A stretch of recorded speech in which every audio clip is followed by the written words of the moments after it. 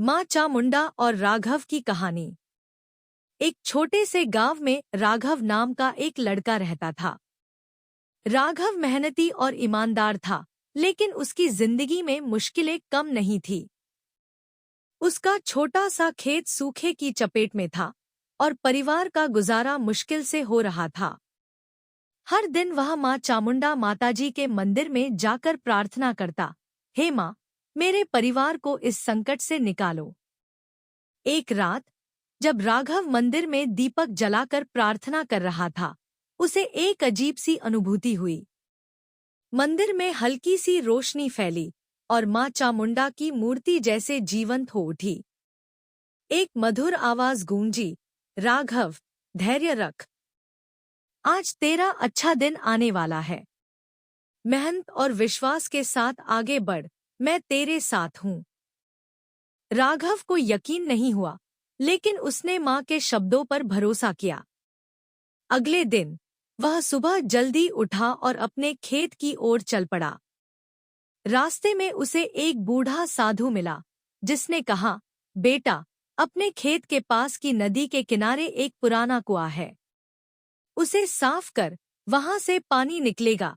राघव को माँ चामुंडा की बात याद आई और उसने तुरंत काम शुरू कर दिया। कई घंटों की मेहनत के बाद कुएं से साफ पानी निकलने लगा। उस पानी से राघव के खेत फिर से हरे भरे हो गए।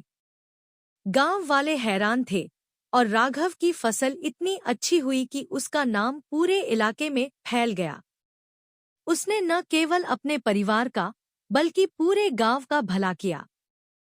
हर साल राघव माँ चामुंडा के मंदिर में जाता और कहता, माँ, तुमने सच कहा था। उस दिन मेरा अच्छा दिन आया और आज भी तुम मेरे साथ हो। माँ चामुंडा की कृपा से राघव की जिंदगी खुशियों से भर गई। माँ चामुंडा की कृपा और नई चुनौती। राघव के खेत अब हरे भरे थे और गांव में उसकी फसल की चर्चा हर जगह थी। गांव वाले उसे राघव भैया कहकर बुलाने लगे और उसका परिवार खुशहाली में डूब गया। लेकिन माँ चामुंडा की कृपा सिर्फ शुरुआत थी। एक दिन गांव में खबर आई कि पास के शहर में एक बड़ा मेला लगने वाला है, जहां किसान अपनी फसल बेच सकते हैं और नए बीज, औजार और तकनीक के बारे में सीख सकते हैं। राघव के मन में विचार आया, अगर मैं इस मेले में अपनी फसल बेच सकूं, तो गांव के और लोगों की भी मदद कर सकता हूं। वह फिर माँ चामुंडा के मंदिर गया। दीपक जलाकर उसने प्रार्थना की, हे माँ, मुझे रास्ता दिखाओ। क्या मुझे इस मेले में जाना चाहिए? उस रात उसे सपने में माँ चामुंडा दिखीं। उन्होंने मुस्कुराते हुए कहा, राघव, आज तेरा अच्छा दिन आने वाला है। मेले में जा, लेकिन याद रख, सच्चाई और मेहनत ही तेरा असली धन है। राघव ने अपने गांव वालों को इकट्ठा किया और कहा, हम सब मिलकर मेले में जाएंगे। अपनी फसल और मेहनत को दुनिया के सामने लाएंगे। गांव वालों ने उसका साथ दिया और सबने मिलकर अपनी अपनी फसलें, हस्तशिल्प और देसी उत्पाद तैयार किए। राघव ने अपने खेत की सबसे अच्छी सब्जियां और अनाज चुने। मेले में पहुंचकर राघव और गांव वालों ने अपना स्टॉल सजाया। लेकिन वहां एक मुश्किल सामने आई। शहर का एक बड़ा व्यापारी, मंगल सेठ, मेले में अपनी बादशाहत चलाता था। वह नहीं चाहता था कि गांव के साधारण किसान उससे ज्यादा ध्यान बटोरें। उसने राघव के स्टॉल पर जाकर ताने मारे, तुम्हारे जैसे गवारों की फसल कौन खरीदेगा? यहाँ तो बड़े बड़े व्यापारी हैं। राघव ने शांति से जवाब दिया, सेठ जी, हमारी फसल में मेहनत और माँ चामुंडा की कृपा है। लोग इसे जरूर पसंद करेंगे। मंगल सेठ हंसा और चला गया, लेकिन उसने गुप्त रूप से राघव के स्टॉल की सब्जियों में खराब माल मिलाने की कोशिश की। उसी रात जब राघव अपने स्टॉल की रखवाली कर रहा था, उसे फिर माँ चामुंडा की आवाज सुनाई दी, राघव, सावधान रह। सच्चाई की राह में बाधाएं आएंगी, लेकिन मैं तेरे साथ हूँ। राघव ने तुरंत अपने दोस्तों को बुलाया और स्टॉल की जांच की। उन्होंने मंगल सेठ के भेजे हुए खराब माल को हटाकर सारी सब्जियां साफ कीं। अगले दिन मेले में लोगों की भीड़ राघव के स्टॉल पर उमड़ पड़ी। उसकी ताज़ा और शुद्ध फसल देखकर लोग हैरान थे। एक बड़े शहर के व्यापारी ने राघव की पूरी फसल खरीद ली और गांव के लिए नियमित ऑर्डर देने का वादा किया।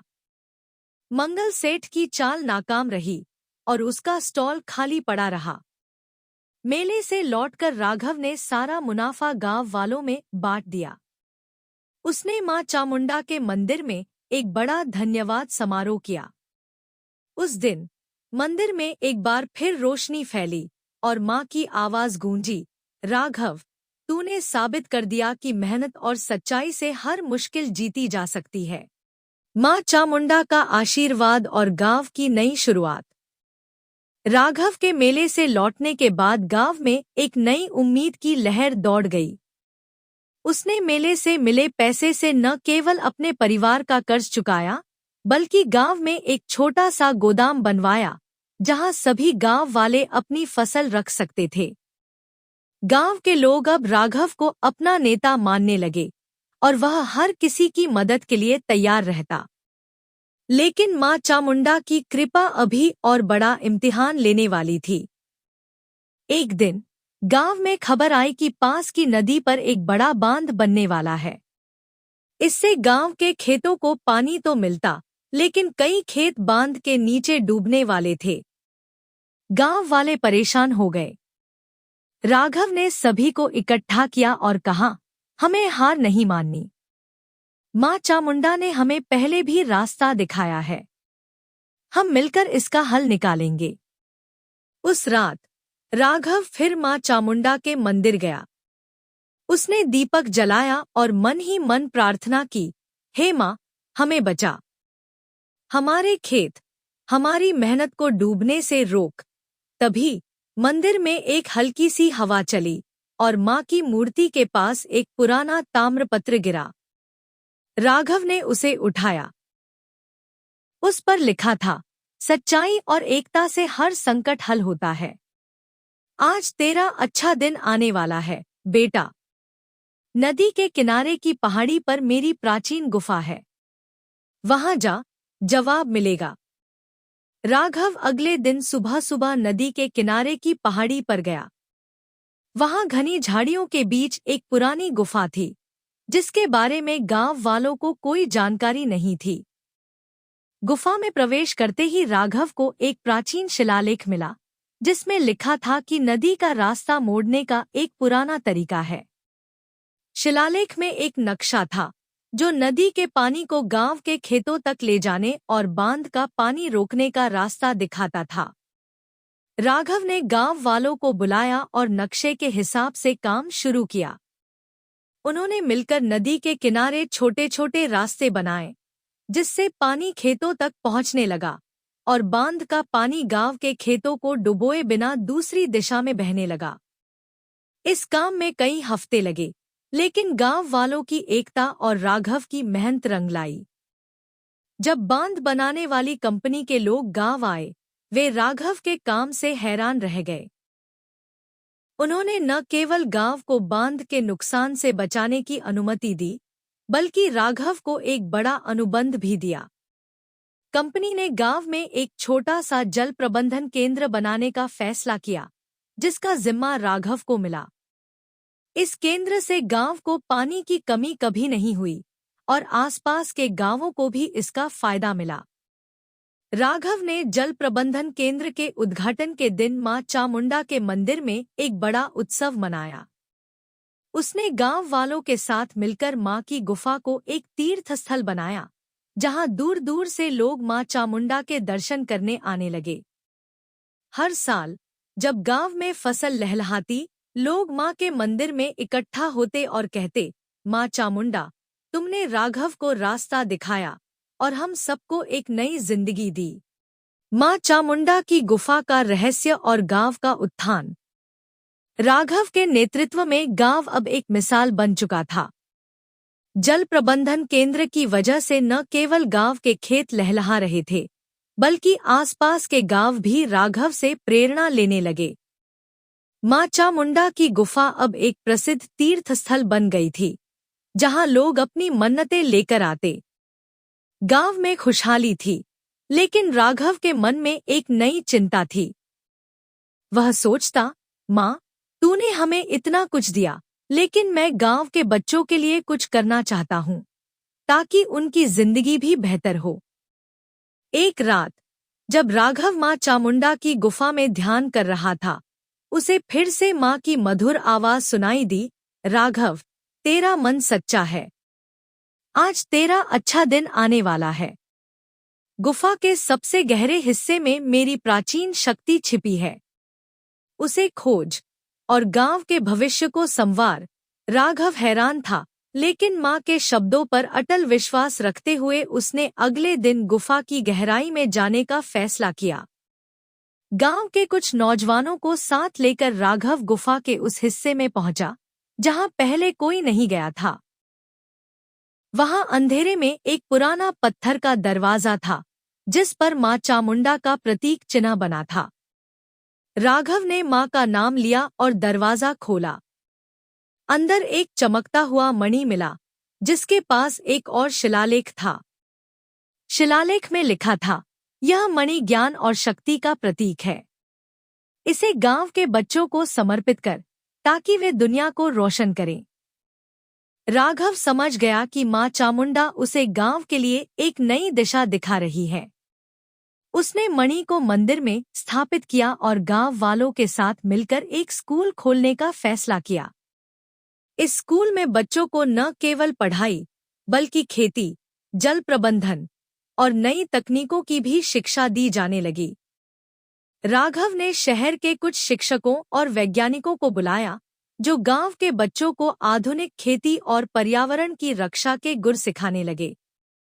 लेकिन हर अच्छे काम में बाधाएं आती हैं। मंगल सेठ, जो पहले मेले में राघव से हार चुका था, अब भी उससे जलता था। उसने सुना कि राघव का गांव एक मॉडल गांव बन रहा है। उसने शहर के कुछ अधिकारियों को रिश्वत देकर स्कूल के लिए दी गई जमीन पर विवाद खड़ा कर दिया। एक दिन अधिकारी गांव आए और स्कूल की जमीन को सरकारी घोषित करने की धमकी दी। गांव वाले डर गए, लेकिन राघव ने हिम्मत नहीं हारी।